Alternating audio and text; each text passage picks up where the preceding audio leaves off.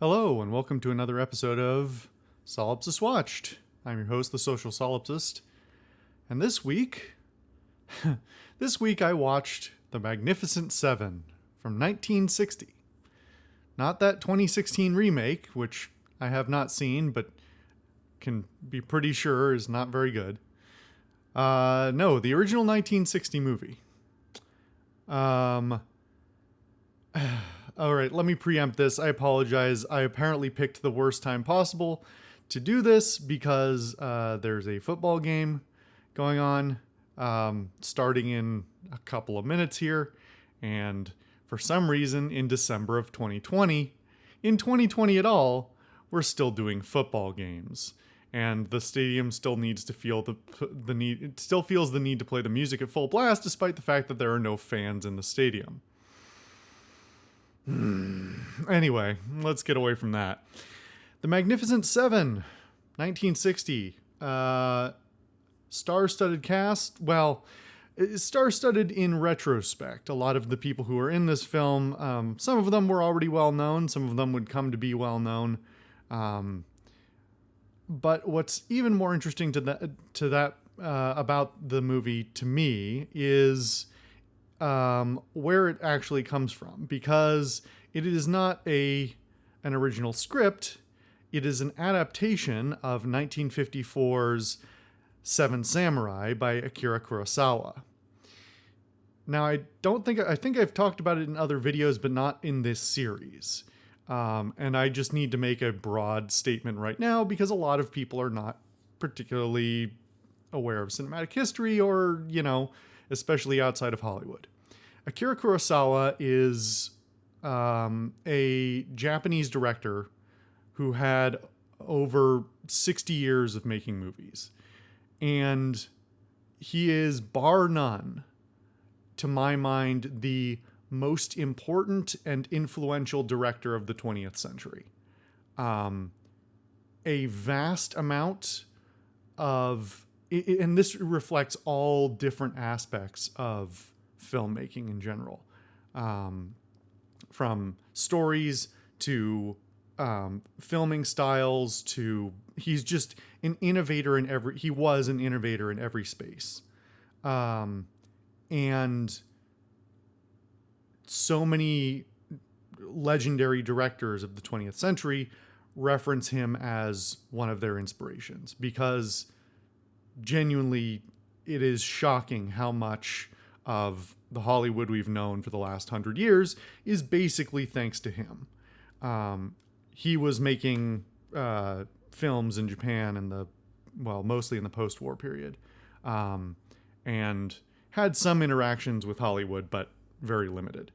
So a lot of people don't know who he was or the movies that he made, even though he made, I don't know if it's hundreds of movies, but it's a lot.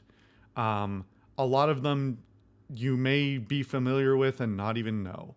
And if not directly, then certainly indirectly, you have watched lots of films that would not exist without him. Star Wars being the most obvious one. Star Wars does not exist without Akira Kurosawa.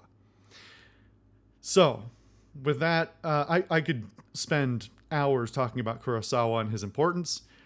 But what's important here is that this is based on a film that he made 6 years earlier called Seven Samurai. It is 3.5 hours long. And I hesitate to say one of the greatest films of all time, but it is certainly one of the most copied, because there are so many extraordinary aspects to it that people couldn't help themselves, basically. And that's not even to say that people don't admit that they were inspired by it or copied it or whatever else. But it is, half the TV shows you've ever seen have done an episode that was a version of Seven Samurai. Some not insubstantial proportion of all movies ever made either were influenced by or are direct copies of Seven Samurai. But the Magnificent Seven was the first in Hollywood at least. The lead is played by Yul Brynner, who was already a known name at the time and as an actor, and who really got this underway. And it's kind of incredible how well the adaptation works without too much tweaking. If you've seen Seven Samurai, you know the Magnificent Seven very well. Unfortunately, Kurosawa is such a genius that it would be hard to match it. And if you have seen Seven Samurai, there's no way you won't be at least a little bit disappointed by this film. But that is not to say that it is a bad film. In fact, I think it is quite a good film. However, there's always corners to be cut, issues with adaptation, so on and so forth. And I'll delve into that a little bit more as we get into it. But yeah, it's basically a direct copy, not beat for beat, not scene for scene, but the plot, a lot of the characterization, those sorts of things. And it works extremely well, despite the fact that the settings for the two films are 400 years apart from each other. Seven Samurai is set in the sort of tail end of the Sengoku period. I don't know if there's a specific year it's set in, but it's sort of in Japan in like the 1600s. Whereas the Magnificent Seven is in the West. It's a Western. I sort of forgot to lead into this. So obviously, as I'm continuing to play a Western-style game on my channel, I felt it was only appropriate for me to watch another Western-style movie. So I do want to talk about Westerns in general, because I think the Western genre is not a genre. The Western is a setting. Genre doesn't really come into it, because if you compared this movie to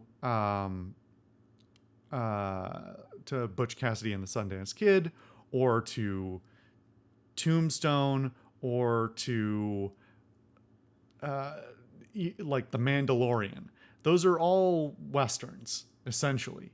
But the setting, once I pull The Mandalorian into it, I'm starting to muddle my point.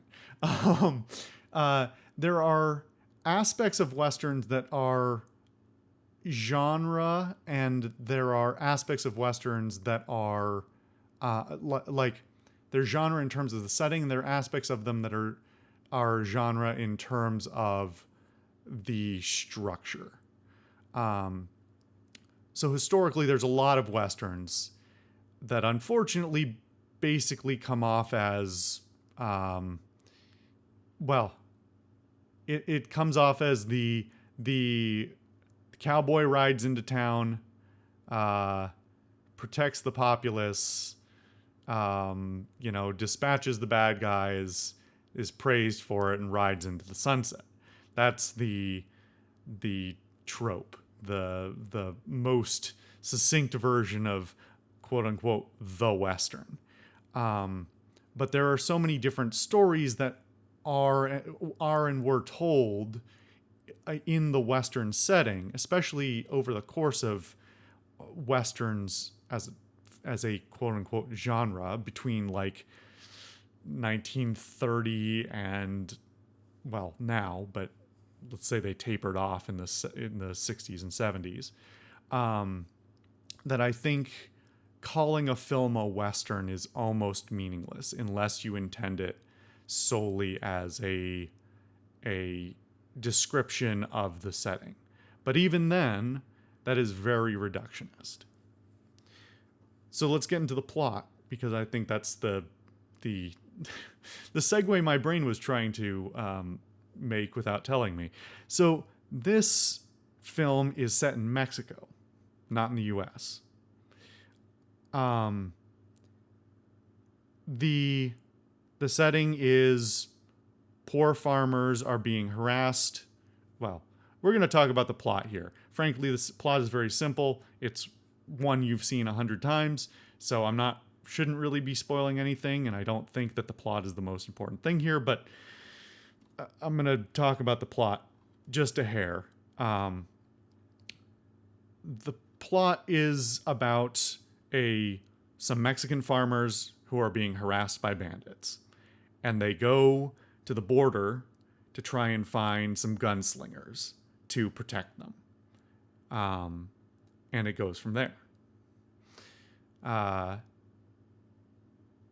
Like I was saying, this is a surprisingly competent adaptation of Seven Samurai, despite the vast differences in the setting and all that, because it's a somewhat universal story. The idea of, an underclass being oppressed, looking for help, trying to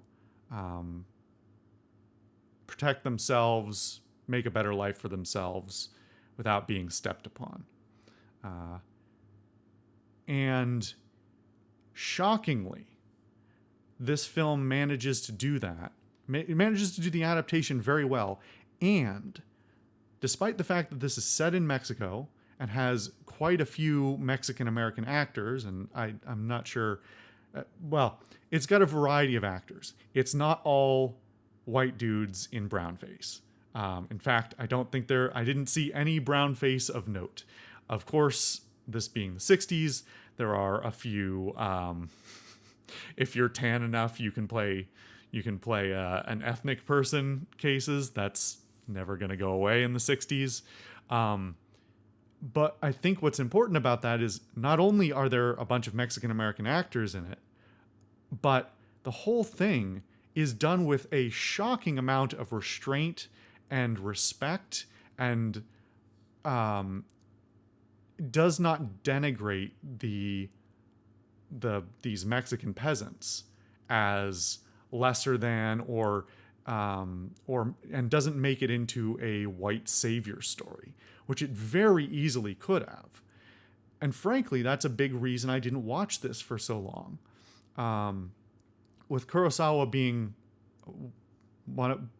possibly my favorite director ever, and Seven Samurai being such a seminal work, the idea of somebody adapting it, especially to a Western, struck me as that it would almost assuredly become a white savior story. And it doesn't. And I was kind of blown away by that. The peasants have they might have more lines than the main characters. They speak articulately. They're not presented as dumb or inept or, in need of saving. They're not treated with any real disrespect. There's a few moments that I don't think that are not, to my eye, racial at all. It's more a matter, basically a matter of ignorance, some ignorance of the ways of the outside world. But at no point do the Magnificent Seven treat the people who they are helping with any attitude other than generally respect and a genuine interest in trying to help them. And I was really pretty blown away by that. And while this is not so early of a Western film that I would expect that, the Western genre historically has had so much of it be about that white savior story, especially with the likes of John Wayne, who I expressed my distaste for in the last video.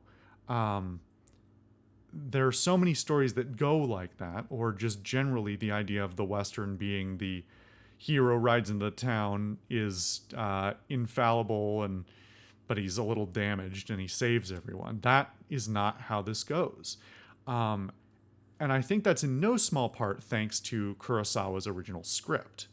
Kurosawa is credited as one of the writers on this, but had no direct relation to the film.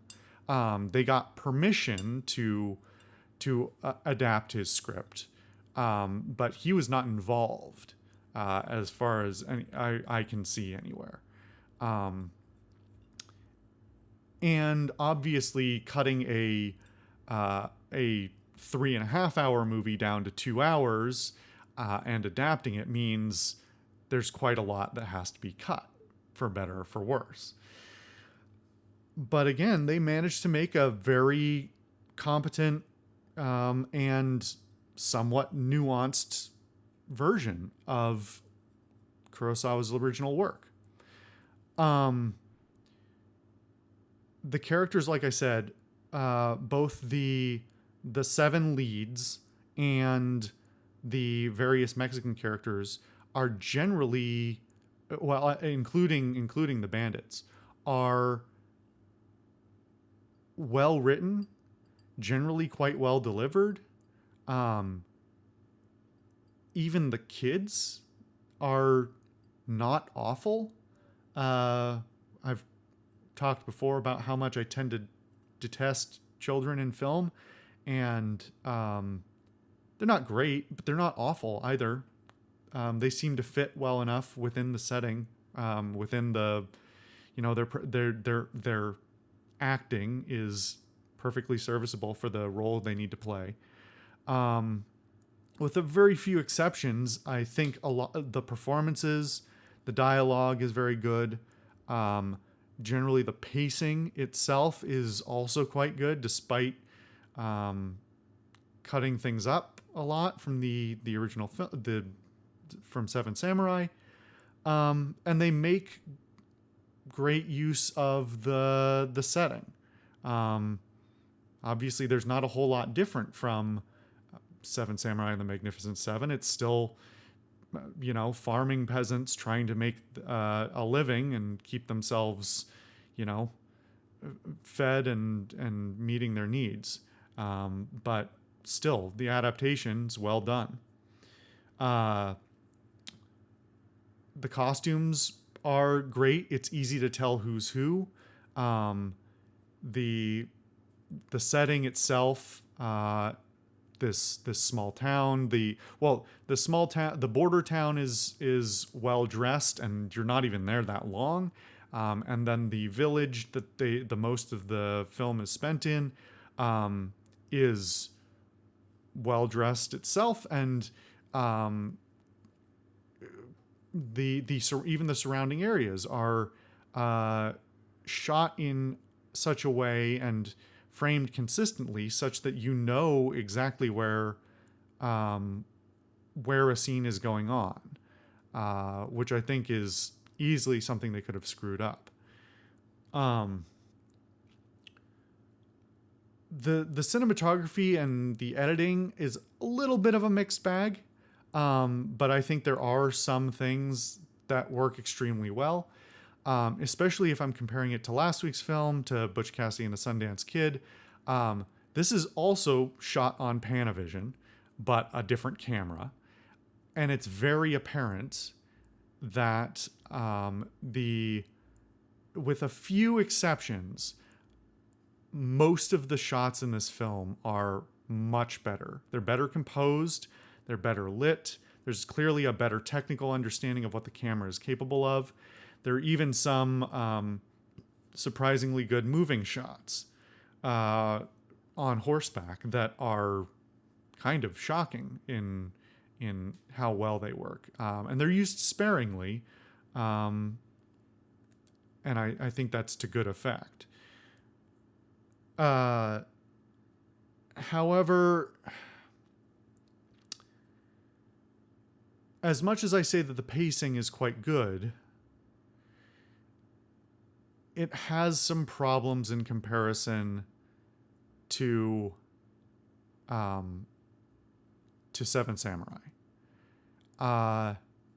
Being only 2 hours, and with setting change and a difference in expectations of a different audience, that being an audience who came, an American audience who came to watch a Western in 1960. There's some adaptations, there's some things that wouldn't have worked if they were directly adapted.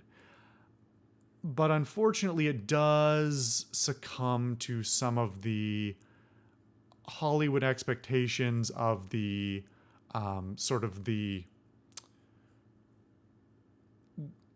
not the infallible lead character, but characters that are less flawed. And I don't even say that lightly, because I think generally speaking, they do show very nuanced characterization in what limited time each of the characters are given. In a 2-hour runtime, showing nuance and background and the inner demons of 7 different main characters is very hard to do, not to mention also tell a competent story at the same time. But I think that for, whatever the reason, it's inarguable that the characterization suffers.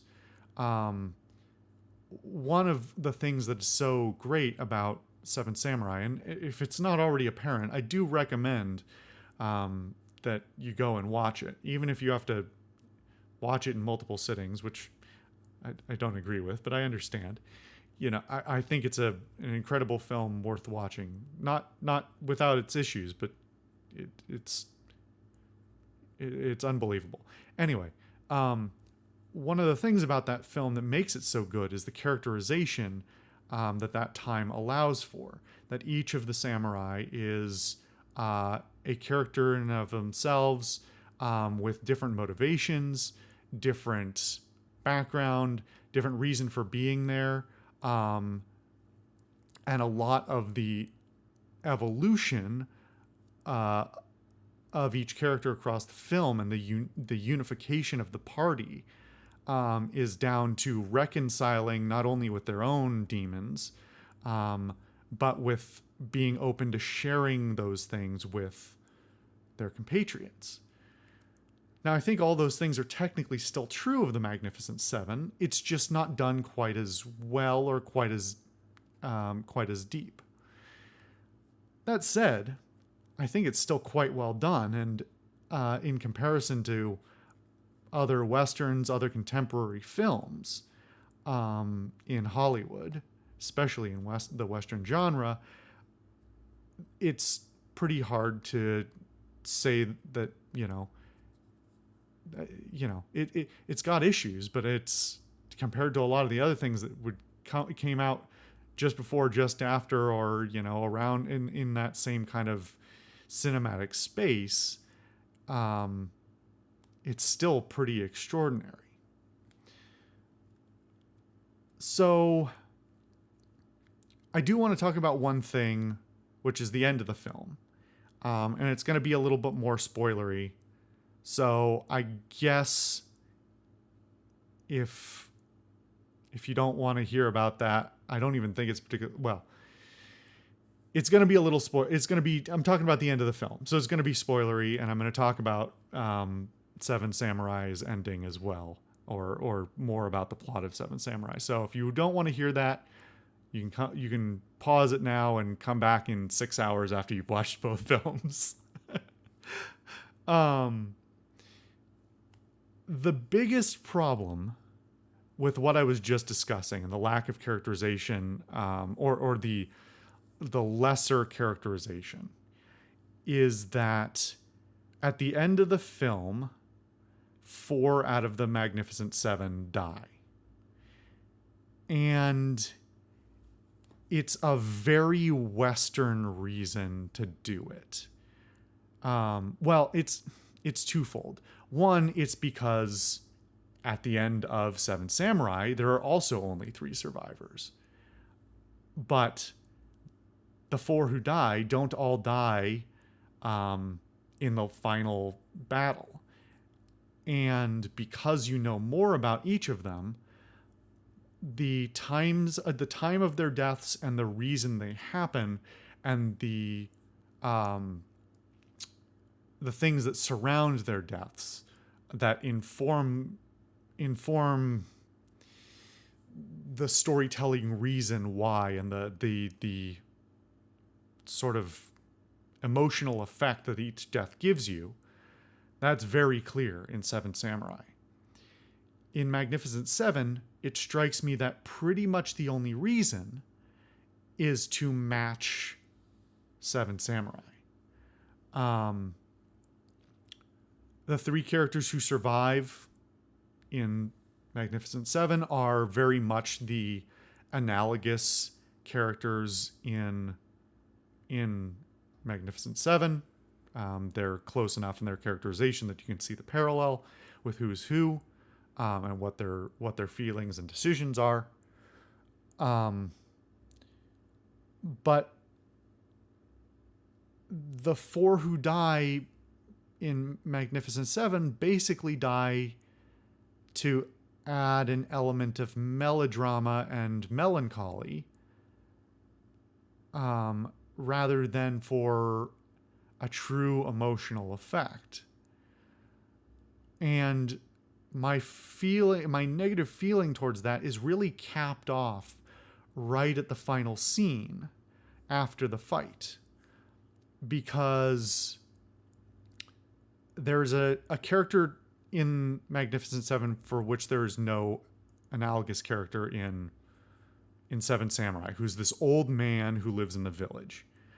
And he sort of serves as a narrator, not an indirect narrator / expositional character. And he is, for some reason, I don't know why they made this choice, because it would have made more sense just to mirror the Seven Samurai directly. When the three survivors are standing with him at the very end of the film, he says something to the effect of, "This victory is for the peasants, not for you."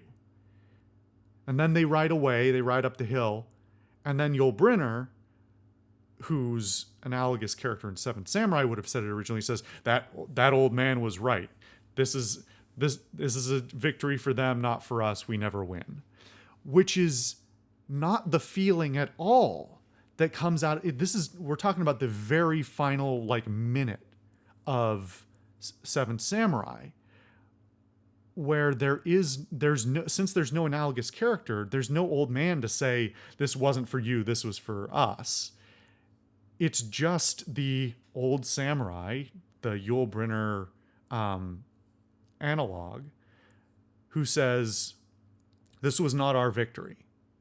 This was a victory for these people." And it has so much weight to it, because they're staring out over these rice fields and watching the